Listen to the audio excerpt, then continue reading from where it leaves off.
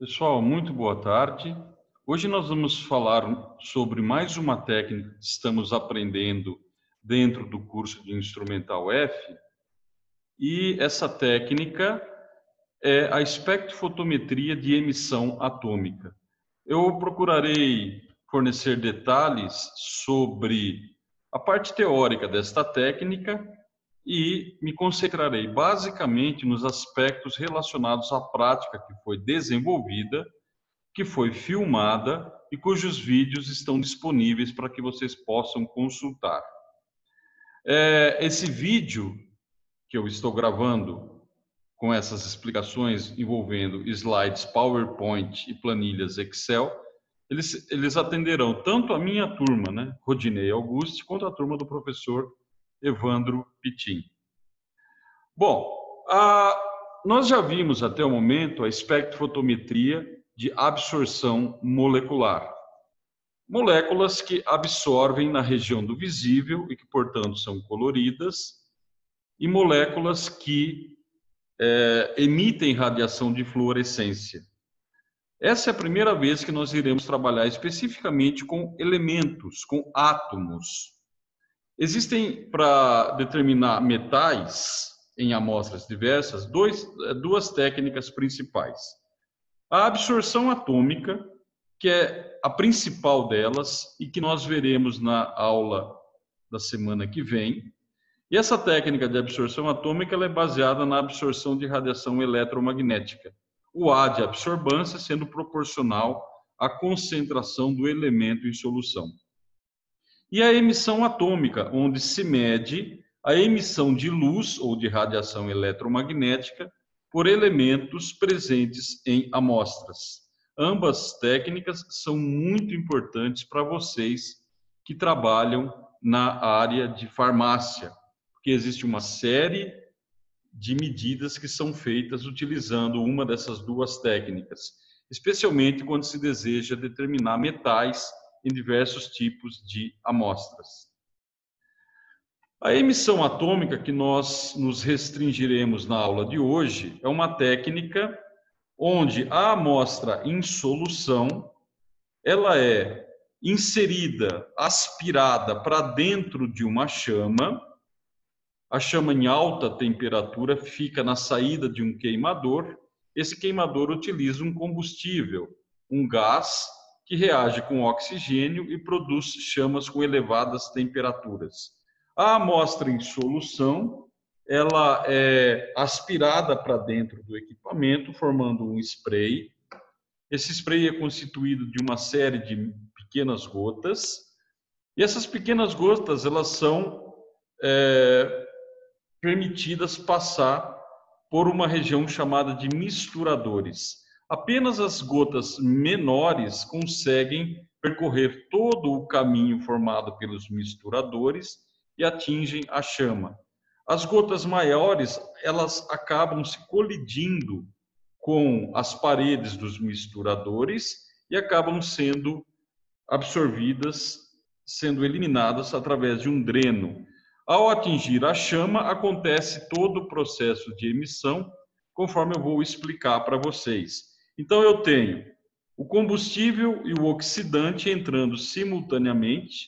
O combustível, na prática de hoje, será o gás de cozinha, o oxidante, o ar, para alimentar a chama, o nebulizador que gera um spray a partir da amostra em solução, e na saída da chama, após o elemento emitir a luz no comprimento de onda específico, eu tenho um monocromador que filtra somente esse comprimento de onda emitido pelo elemento e um detector que detecta a intensidade de luz emitida por esse elemento e que foi filtrada pelo monocromador.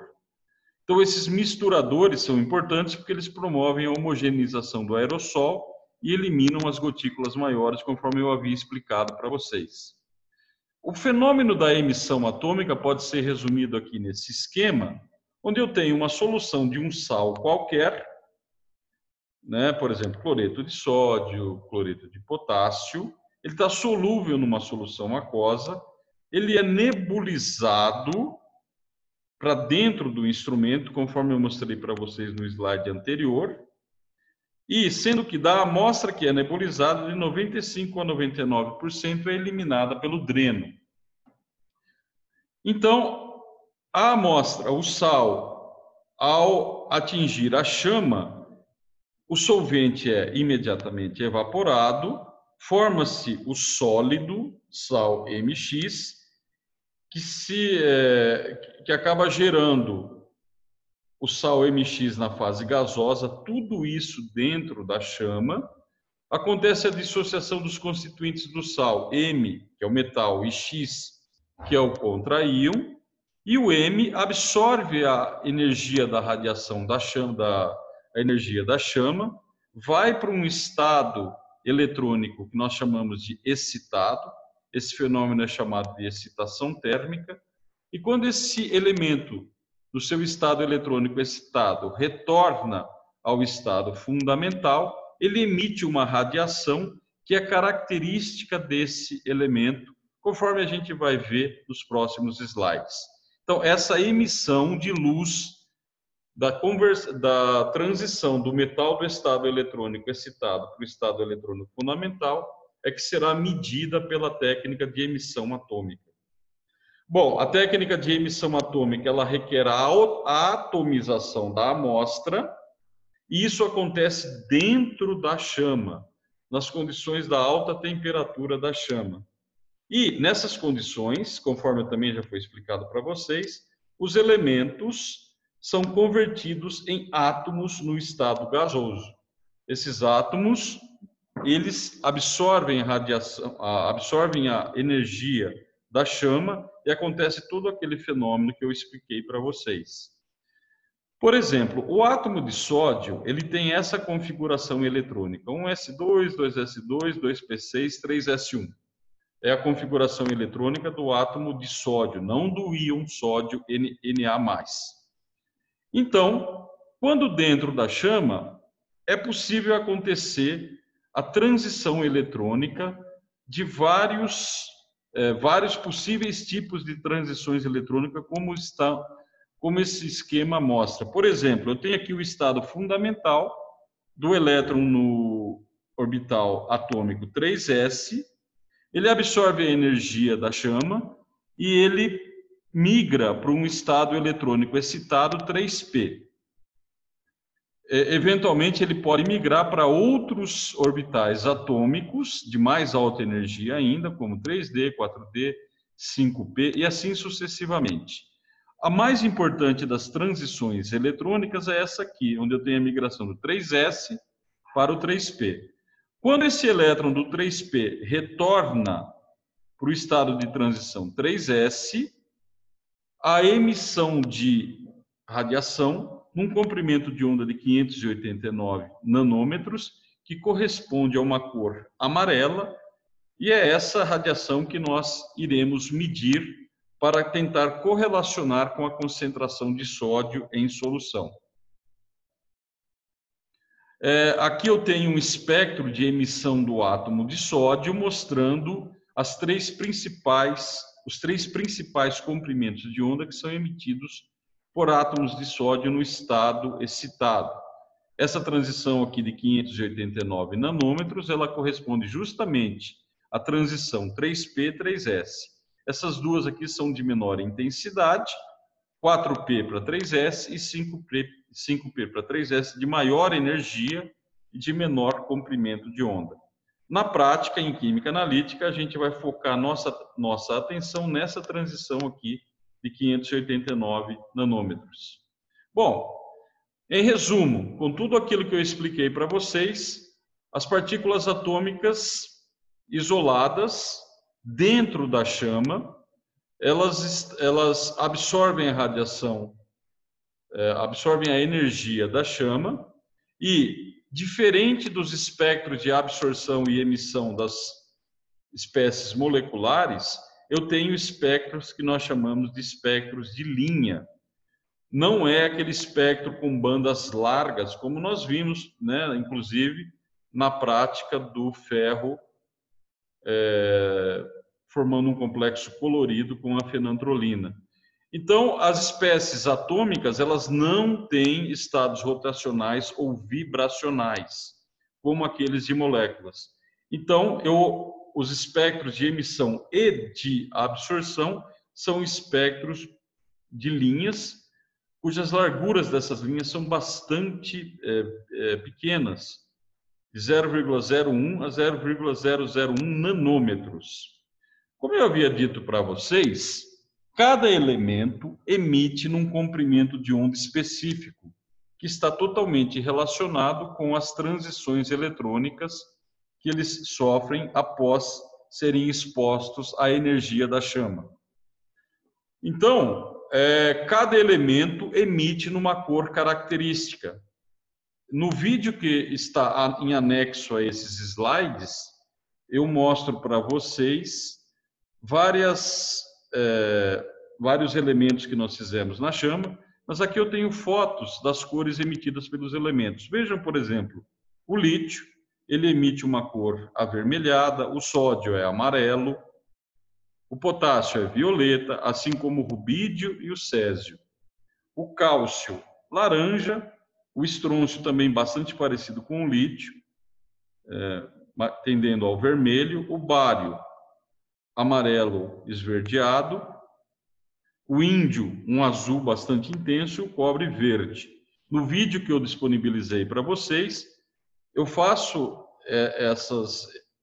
obtenho essas cores a partir da emissão de 3 elementos que são mostrados para vocês: o estrôncio, o bário, o cobre e o cálcio. 4 elementos, desculpem, tá?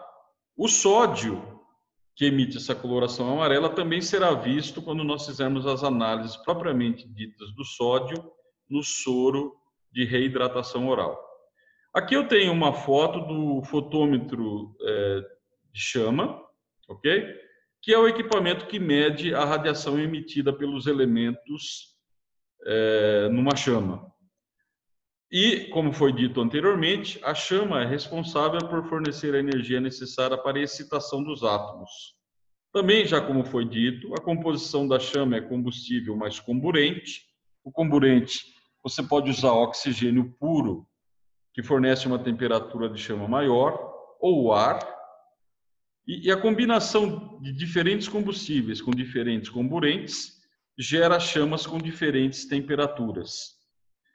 A fotometria de chama também, a razão para isso eu vou explicar nos próximos slides, eu consigo analisar poucos elementos.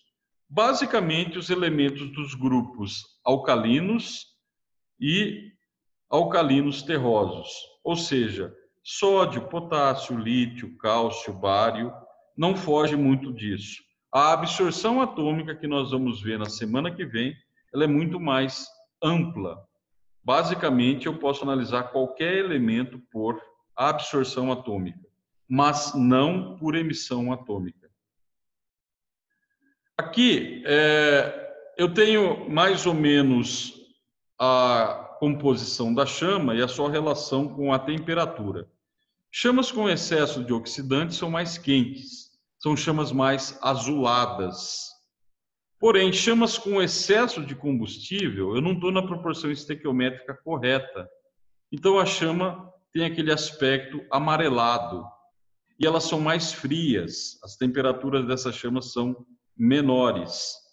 E devido a essa cor amarela que elas adquirem, elas podem causar maiores interferências nas análises de alguns elementos. Agora, o que é importante se dizer é que eu sempre tenho que fazer o branco para eliminar os comprimentos de onda que são naturalmente emitidos pela chama antes de se fazer a leitura dos elementos de minha amostra propriamente dita. Aqui eu tenho um gráfico que mostra como é a relação entre a temperatura e o número de átomos no estado fundamental e no estado excitado. O número de átomos no estado excitado é representado por N asterisco. E o número de átomos no estado fundamental é o N0.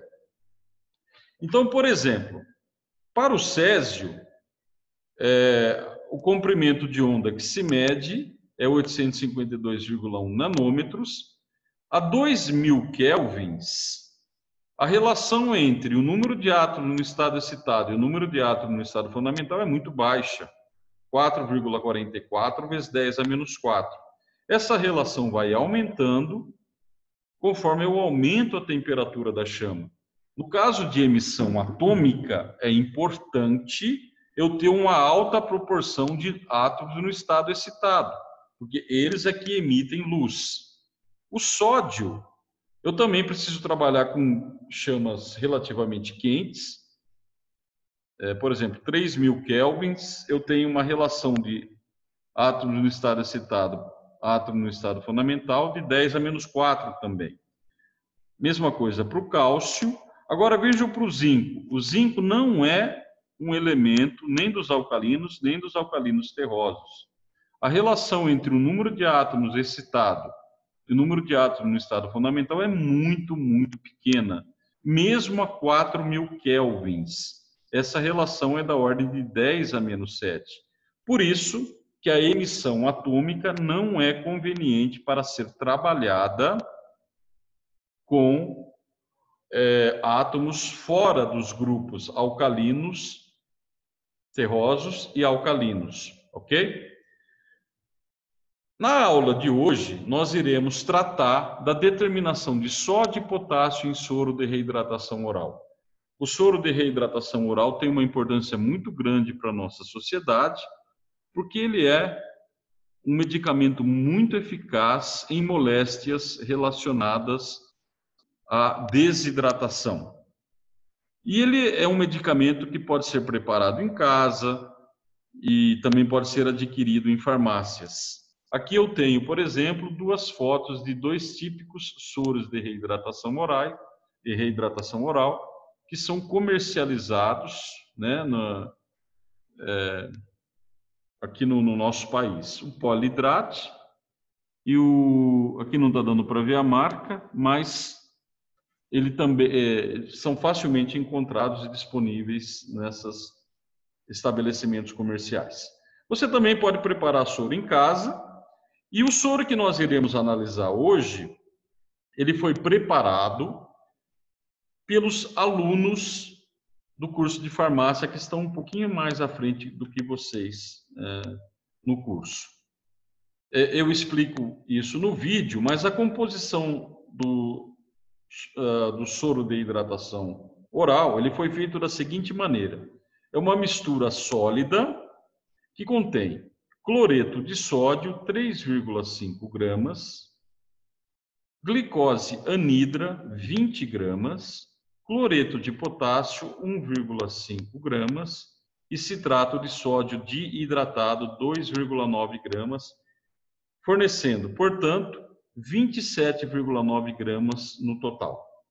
É importante que eu saiba quanto que eu tenho de sódio e potássio nesses 27,9 gramas. É isso que essa próxima tabela mostra. Então, por exemplo, o cloreto de sódio, cuja fórmula NaCl, para preparar aqueles 27,9 gramas, eu pesei 3,5 gramas desse sal. Fazendo uma simples regra de 3, utilizando as massas molares de sódio e do NaCl, eu chego à conclusão de que, nesses 3,5 gramas de cloreto de sódio, eu tenho 1,38 gramas de sódio, mas nada de potássio. O oposto acontece com o cloreto de potássio, o KCl, que é a única fonte de potássio no soro de reidratação oral. A massa de KCl é 1,5 gramas e ela contém 0,79 gramas de potássio.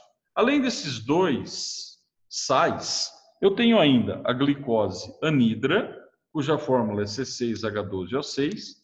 Eu vou pesar 20 gramas dela para participar da composição do soro. Obviamente, ela não gera nada de sódio e nada de potássio. E, finalmente, o citrato de sódio diidratado, cuja fórmula está aqui.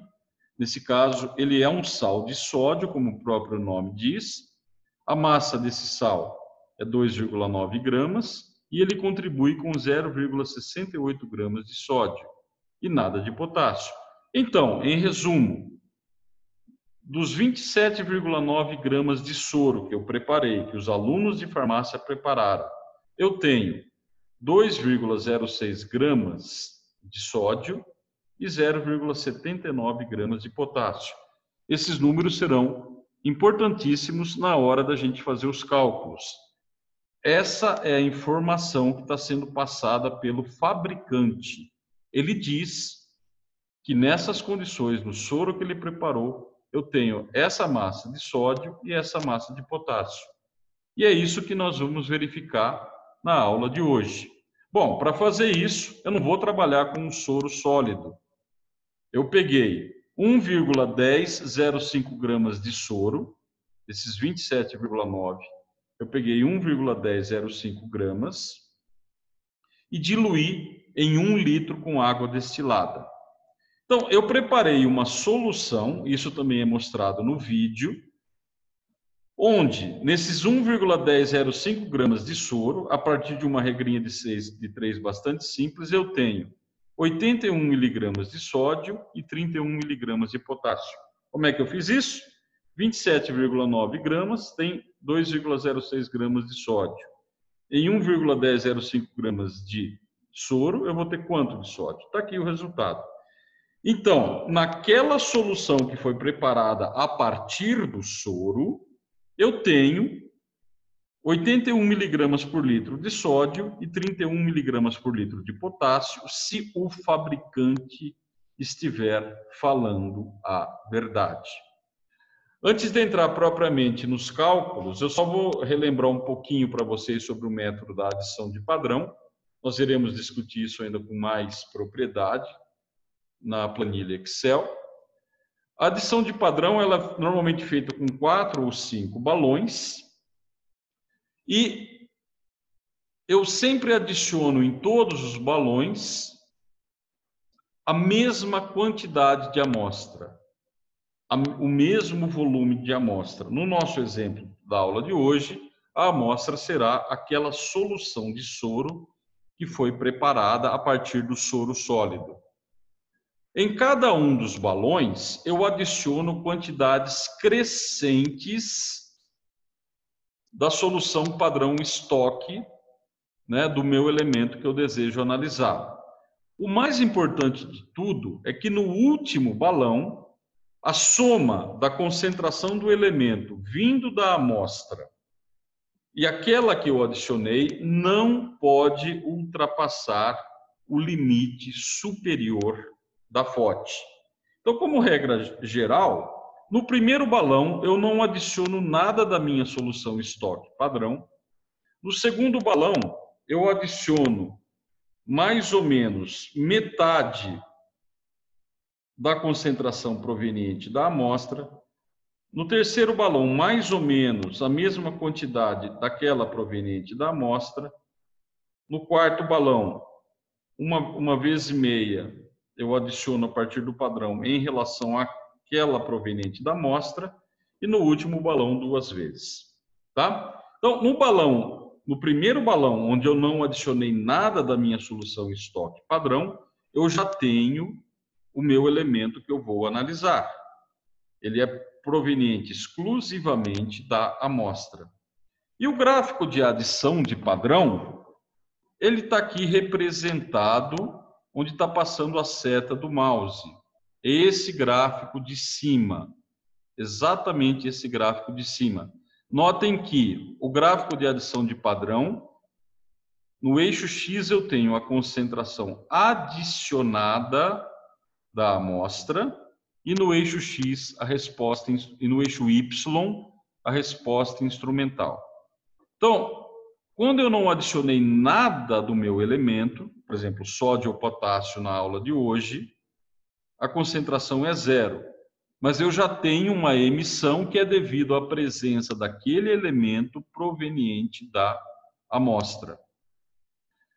Para calcular o teor do elemento na amostra, eu faço a extrapolação até haver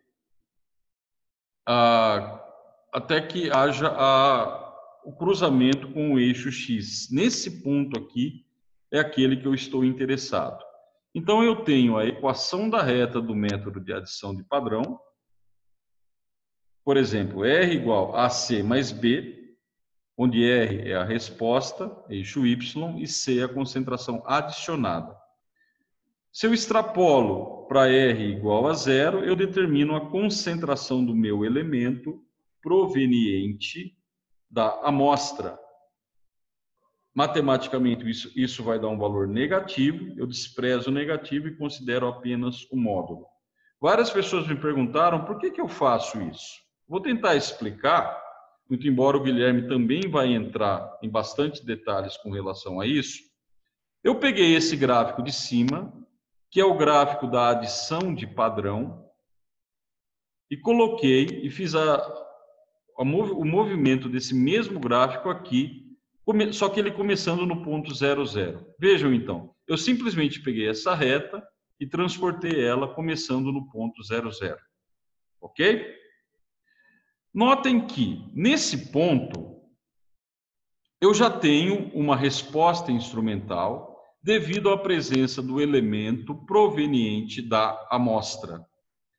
Se eu fizer a leitura da resposta instrumental no gráfico de baixo, aquele que começa em 00, eu vou ter a determinação da concentração que está presente naquele balão proveniente exclusivamente da amostra. E notem que essa distância aqui no eixo X é exatamente a mesma distância do que essa aqui. É por isso que eu uso essa metodologia para determinar a concentração do elemento na amostra pelo método da adição de padrão. Com relação ao efeito de matriz, isso nós já havíamos discutido com vocês no caso da aula de fluorimetria. Se a reta da adição de padrão for paralela à reta da curva de calibração, não existe efeito de matriz. Típicos efeitos de matriz acontecem em situações como essa, onde nitidamente as retas não são paralelas. O azul é a curva de calibração convencional. Ela foi feita preparando-se as soluções em água pura, o solvente puro. Aqui mesmo caso, tá? Então, nesse caso, há um efeito de matriz. A matriz está influenciando a sua resposta. Então, você vai obter um erro se você usar a curva de calibração construída em solvente puro para determinar essa amostra.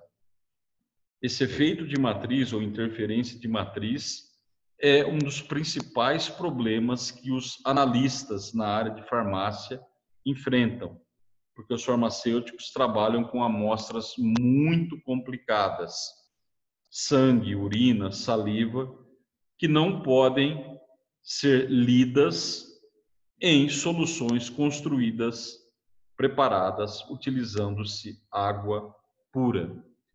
Eu vou mudar agora para a planilha Excel. Bom, agora aqui eu tenho os dados referentes à análise de sódio no soro de reidratação oral. Devo lembrar a vocês que eu e o Evandro iremos passar para vocês tanto o arquivo em PowerPoint como esse arquivo em Excel para que vocês possam estudar melhor após as nossas explicações. Então, reparem aqui, eu tenho, como sempre, a gente começa com a curva de calibração convencional. Só lembrando, antes de continuar a minha explicação, será fornecido para vocês os dados com sódio, será discutido, será resolvido, e como atividade para casa, vocês receberão dados com o potássio, tá? Então, a primeira coisa que eu preciso saber para construir a curva de calibração é a concentração da solução padrão estoque de sódio. Ela foi preparada, ela é mostrada para vocês no vídeo, anexo a essa explicação. Ela tem uma concentração de 50,10 miligramas de sódio por litro. Isso é o padrão estoque, ok? Então, eu tenho uma série de 8 balões, de 1 até 8. Esses balões são de 50 ml. Vejam, então, que no primeiro balão eu não adiciono nada da solução padrão estoque. No segundo balão eu adiciono 1 ml, 2, 4, 6, assim sucessivamente. Então, eu vou em cada balão, usando a regra da diluição, que está mostrado aqui, na fórmula Excel, eu calculo a concentração de sódio. E eu faço as medidas para cada balão, as medidas são muito rápidas, conforme vocês verão também no vídeo da prática disponibilizado. O primeiro balão, ele é o branco, ele tem uma intensidade de emissão de 0. Se aqui eu tivesse um número, eu teria que descontar esse valor das demais medidas, ok? O segundo balão deu 20, 45 e assim sucessivamente. Então é o tradicional, a curva de calibração tradicional. Depois eu parto para as amostras, balão 9, 10 e 11. Eu pego 3 ml daquela amostra de soro que eu preparei. Lembra?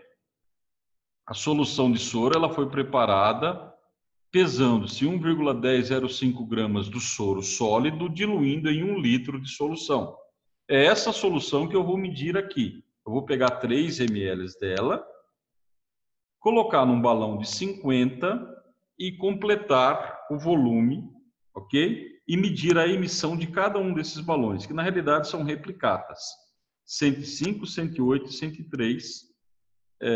Isso aqui já tinha sido zerado pelo branco, o balão número 1. Então, antes de entrar em adição de padrão, vamos fazer os cálculos da curva de calibração. A curva de calibração ela é mostrada aqui para vocês. Vejam, eu faço o gráfico só de pontos, é muito mais fácil de ver se há uma linearidade. Essa linha tracejada aqui é a linha de tendência que o Excel construiu automaticamente. Tenho aqui a equação da reta, que a gente vai utilizá-la, e o coeficiente de correlação, que é muito importante a partir de agora. Nós estamos com um coeficiente de correlação de 3 noves, indicando que existe uma linearidade muito boa entre a concentração do sódio e a leitura instrumental. Mais importante, a FOT é exatamente essa região linear. Ela vai de 0 até mais ou menos 10 miligramas por litro. Ou, em outras palavras, a FOT para o sódio no metro de emissão atômica, ela vai de 0 a 10 miligramas por litro. Agora eu vou fazer os cálculos usando os dados das amostras que foram apresentados aqui para vocês nessa tabela. Então, do balão 9, a primeira replicata, eu tenho uma leitura de 105. Ok? Eu reproduzi aqui as condições, balão 9, 10 e 11, volume de amostra adicionado, leitura 105. Usando o próprio Excel, que eu não preciso de calculadora, usando a equação da reta, eu chego que a concentração de sódio no balão 9 é 4,61 miligramas por litro. Mas qual será a concentração de sódio na solução de soro? Basta multiplicar essa concentração de sódio no balão pelo fator de diluição. Qual é o fator de diluição? 50 dividido por 3. É o volume do balão dividido pelo volume de amostra que eu adicionei, que no caso é 3 ml. Tá? Com isso, então, eu tenho que a concentração do sódio proveniente do balão 9 no soro é 76 alguma coisa. A informação gerada pelo balão 10 deu 79 e pelo balão 11 deu 75,5, por exemplo. Bom, se eu multiplicar isso aqui por 1000, eu vou ter a massa em grama, prestem atenção, que está presente nessa massa de soro. Porque, afinal, eu preparei 1 litro da solução de soro, pesando-se essa amostra de soro sólido. Então está aqui a massa de sódio em 1,1005 gramas de soro sólido. Então, qual vai ser a massa de sódio na amostra de 27,9 gramas de soro sólido? Por que 27,9? Porque 27,9 é a massa de soro que nós produzimos. Então, basta fazer uma regrinha de 3 muito simples, vocês vão chegar nas 3 massas de sódio obtidas nas triplicatas. A média deu isso aqui, 1,96, eu não arredondei ainda. O desvio padrão deu isso, tudo calculado pelo Excel. O intervalo de confiança deu isso. E o meu resultado final, seguindo as nossas regras, deu 2,0 mais ou menos 0,1. A imprecisão, eu uso já o valor final, deu 5%. Eu quero que vocês discutam a imprecisão, é simplesmente falar isso aqui. A imprecisão está no limite do aceitável. Nesse laboratório, nós aceitamos um máximo de imprecisão de 5%. O valor de referência, não sei se vocês se lembram, para o sódio, é 2,06 gramas de sódio em 27,9 gramas de soro. Eles estão bem próximos entre si, com um erro de menos 2,9%. Ok? Então, a interpretação final desse resultado é a seguinte: existe 95% de chance do valor verdadeiro estar entre 1,9 e 2,1 gramas, se a prática estiver isenta de erros determinados. Ou seja, é provável que o fabricante esteja sim falando a verdade. Para confirmar isso, será que existe efeito de matriz? Porque se existir efeito de matriz, tudo que a gente fez usando a curva de calibração está errado. Então, eu vou fazer o método da adição de padrão e vou detalhar bastante para que vocês entendam. Então, eu preparei para o método da adição de padrão 4 balões. Embora na minha explicação dos slides PowerPoint eu tenha usado 5 balões, aqui eu vou trabalhar com 4, que é perfeitamente aceitável. Balões de 12 até 15. Em cada um desses balões, eu vou adicionar a mesma quantidade de amostra de soro, tá? 2 ml. A razão desses 2 ml vocês já vão ver daqui a pouquinho. Eu não sei se vocês se lembram, lá no slide PowerPoint, a gente havia determinado que a concentração de sódio naquela solução do soro, essa aqui, ela era mais ou menos 81 miligramas de sódio por litro.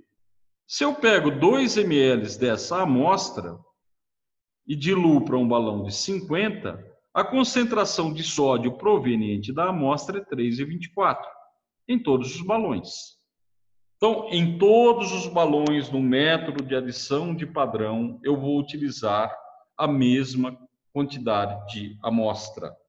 Eu não vou, na prática, eu não vou utilizar esses dados aqui. Eu só estou fazendo isso para vocês, para que a gente possa aprofundar um pouco mais na discussão.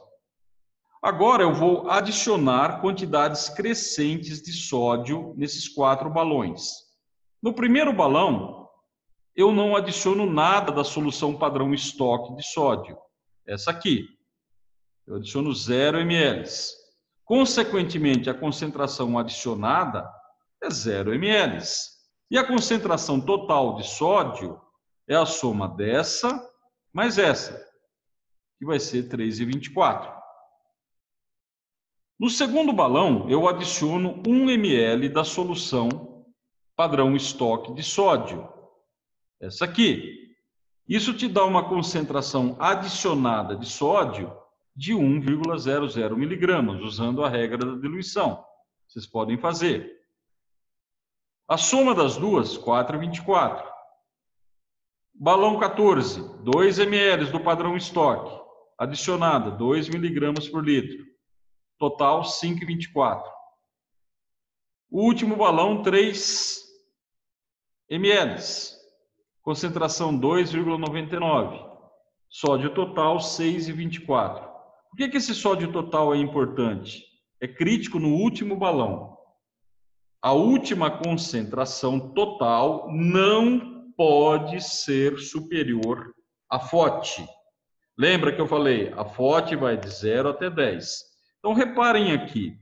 Eu estou em 6,24.